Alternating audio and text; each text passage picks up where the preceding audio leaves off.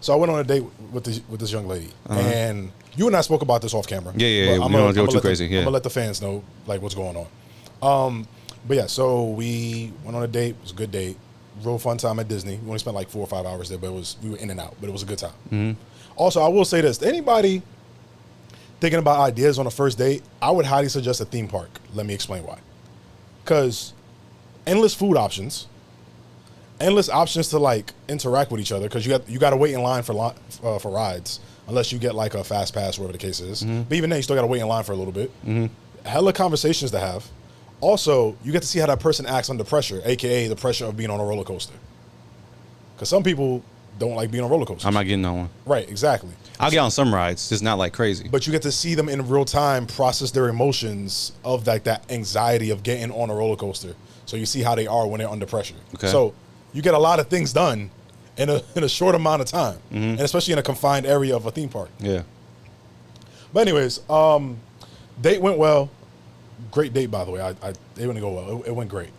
But right after that date, maybe a couple days later, actually a week later, I get a text message. You get multiple text messages. We're talking about this one person right now. Cool. The one person I'm not going to... I told you we're not going to speak about that person on the podcast. Yeah, we're done. But the other person I'm going to speak on. Person hits me up and goes, "Hey, Jay, not even like a, hey, long time no speak, hey, how you doing, yada, yada, yada, none of that. Mm-hmm. Straight to, hey, Jay, what are you doing this weekend?"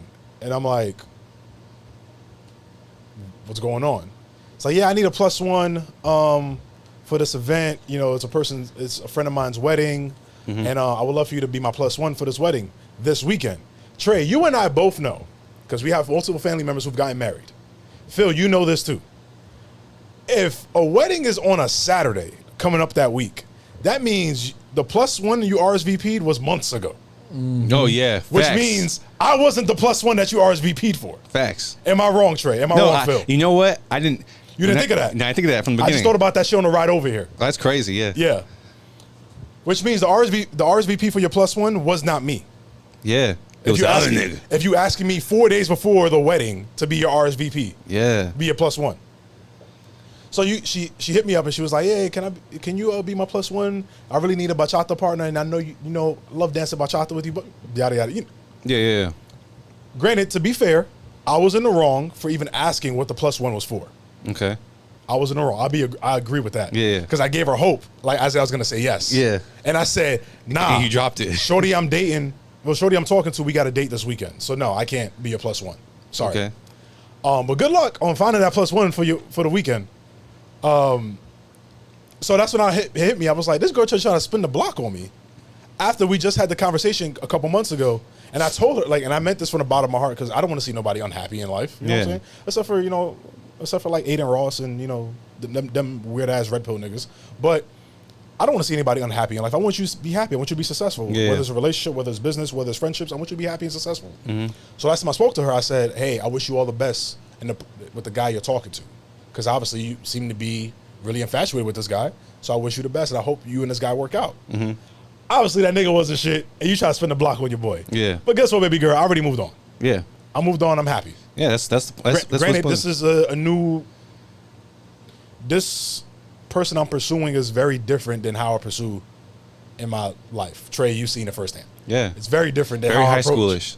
It's very high school. Yes, that's the thing. It's very high schoolish. I feel like we're kind of teetering, but I feel like when you approach a woman in a very high school manner, and she makes you feel like high school, I feel like that's the true essence of what like dating and love and like is like. Someone who makes you feel that youth.